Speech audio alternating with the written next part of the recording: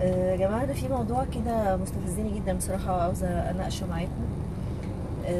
بيجيلي كلاينتس كتير الفترة دي تقولي أنا عاوزة أخس أو عاوزة أتخن أيا كان.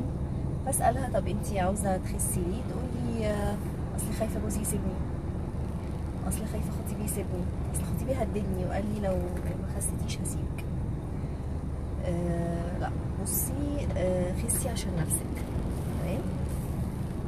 خسي عشان صحتك تبقى احسن، خسي عشان شكلك يبقى احلى، خسي عشان تلبسي اللبس اللي انتي نفسك تلبسيه والمقاسات اللي انتي نفسك تلبسيها ويبقى شكلك حلو فيها، خسي عشان تقدري تجري وتتنططي وتلعبي مع ولادك، خسي عشان ما تبقيش تعبانة ومش قادرة تتحركي، خسي عشان تباني اصغر من سنك، خسي عشان نفسك، عشان نفسك مش عشان حد.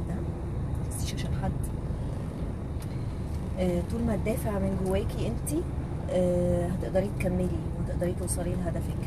لو كان الدافع خطيبي هيسيبني او جوزي هيسيبني، اول خناقه هترمي الدايت في الارض ومش هتكملي ومش هتخسي، ترجعي اسوأ من الاول على فكرة.